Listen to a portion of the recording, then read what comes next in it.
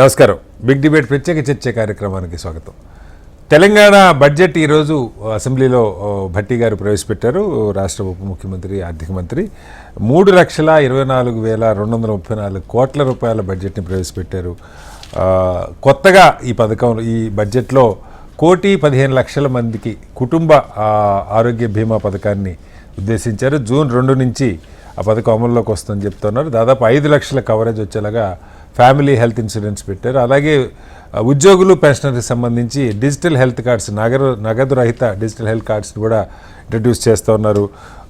Mid day meal ఇప్పటి వరకు స్కూళ్ళల్లోనే ఉండేది, దాన్ని ఇంటర్మీడియట్కి కూడా ఎక్స్పాండ్ చేస్తున్నారు. దాంతోపాటుగా నర్సరీ నుంచి ఇంటర్మీడియట్ వరకు బ్రేక్ఫాస్ట్ కూడా, అల్పాహారం కూడా ఏర్పాటు చేసే ఆలోచన చెప్తున్నారు. వివిధ పథకాలకు సంబంధించి కేటాయింపులు ప్రభుత్వం చేసింది. అయితే బీసీలకు పెద్ద ఎత్తున అన్యాయం చేశారంటూ బీఆర్ఎస్ పార్టీ సభ నుంచి వాకౌట్ చేసింది. చెవిలో పూలు పెట్టారంటూ చెవిలో పూలు పెట్టుకున్న వాళ్ళు సభ నుంచి వాకౌట్ చేసినటువంటి పరిస్థితి.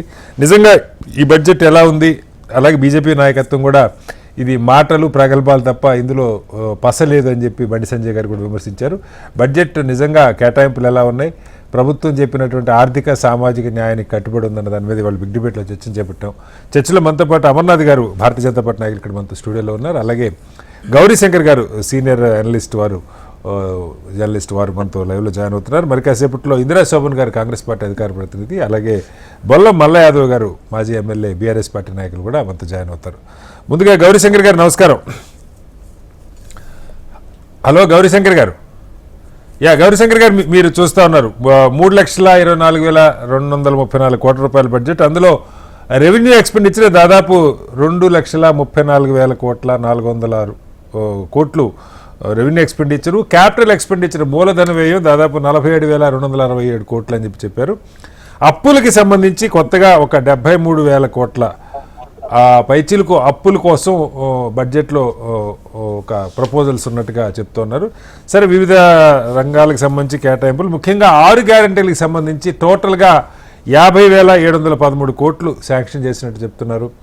షాదీ ముబారక్, కళ్యాణ లక్ష్మికి సంబంధించి తులం బంగారం స్థానంలో ఒక 50,000 అదనంగా, ఇప్పుడు ఇస్తున్న 1,116,000కి ఒక 50,000 అదనంగా కలపాలన్న ఆలోచన కూడా ప్రస్తావించినట్టుగా చెప్తున్నారు. మీకేమనిపిస్తుంది బడ్జెట్ చూస్తే? గౌరీశంకర్ గారు. హలో గౌరీశంకర్ గారు, నా వాయిస్ వినపడుతుందా?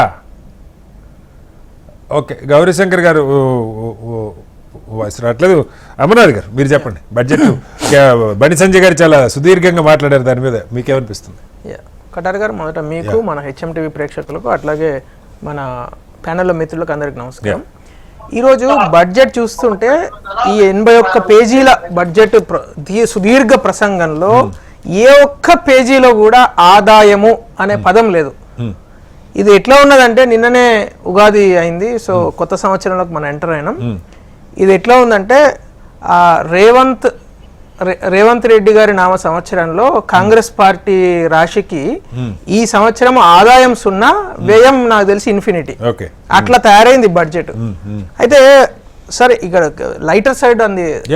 ఇక్కడ పాయింట్ ఏమైతున్నదంటే, పదే 2023లో వీళ్ళు గవర్నమెంట్లోకి వచ్చిన తర్వాత మాటలు ఏదైతే చాలా చాలా పెద్ద పెద్ద మాటలు మాట్లాడుతున్నా, ఆదాయము కొంచెం కూడా ఇంక్రీజ్ చేసుకునే పరిస్థితి లేదు. బయట అప్పు పుడతలేదని సాక్షాత్ ముఖ్యమంత్రి గారే పదే చెప్తున్నారు. మరి ఏ విధంగా వీళ్ళు ఇంత సర్ప్లస్ బడ్జెట్ ను, అంటే ఒక పక్కన సర్ప్లస్ బడ్జెట్ ఉండే ఒక సమయం డిఫిసిట్, అదిగా రెవెన్యూ డిఫిసిట్ కూడా ఉంది, not only overall capital receipts గురించి కాదు. సరే, నేను పూర్తి అనాలిసిస్ చేసే ముందు 2 పాయింట్లు నేను చెప్తానండి. ఈ బడ్జెట్ ఏ విధంగా కూడా తెలంగాణలో ఆదాయ వనరులు పెంచుకునే స్థాయికి సంబంధించిన ఈసుమంత ప్లాన్ కూడా లేదు ఇక్కడ. అంటే ఆదాయం విషయంలో జీరో ప్రణాళిక, ఉద్యోగాలు సృష్టించే విషయంలో జీరో ప్రణాళిక. ఎందుకంటే ఉద్యోగాలు ఎక్కువ ఈ రోజు అన్ఎంప్లాయ్మెంట్ రేట్ తెలంగాణలో ఎంత? జాతీయ యావరేజ్ 4.7% అయితే తెలంగాణ 5.9%. అంటే ఒక ప్రోగ్రెసివ్ స్టేట్, అంటే సోకాల్డ్ ఎంటర్ప్రైజింగ్ స్టేట్ ఒకప్పుడు. అలాంటి స్టేట్లో ఈ రోజు నేషనల్ యావరేజ్ కంటే కూడా అన్ఎంప్లాయ్మెంట్ రేట్ ఎక్కువ ఎందుకున్నది? రియల్ ఎస్టేట్ రంగం కానీ, కన్స్ట్రక్షన్ రంగం కానీ, లార్జ్ ప్రాజెక్ట్స్ కానీ పూర్తిగా నెగ్లెక్ట్ చేసేసారు ఈ గవర్నమెంట్.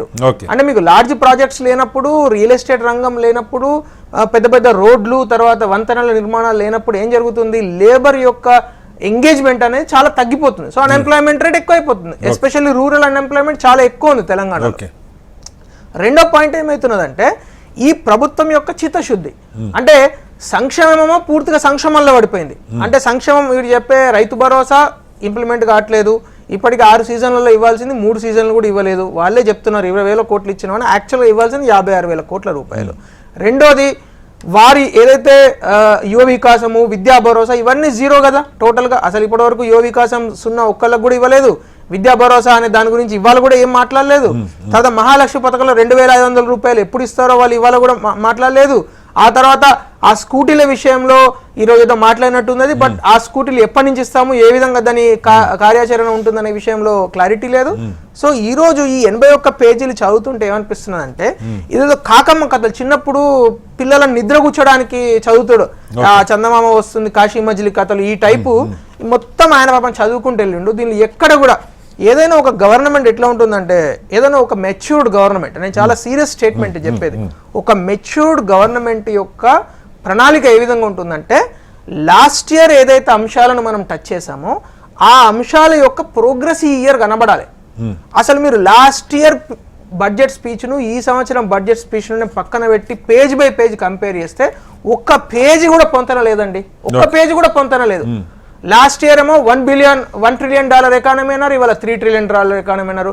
లాస్ట్ ఇయర్ బడ్జెట్లోనేమో 2050 తెలంగాణ 2050 ప్రణాళిక అని చెప్పారు, ఇప్పుడు 2047 ప్రణాళిక అని చెప్తున్నారు. అసలు ఏ ఒక్క విషయంలో కూడా ఇంకా ఫ్యూచర్ సిటీ అంటారా, అది ఓస్త్రీ రేపురాలాగా ఎప్పటికీ అది ఫ్యూచరే, అది ఎప్పటికీ కూడా ప్రజెంట్ టెన్స్ లోకి రాదు.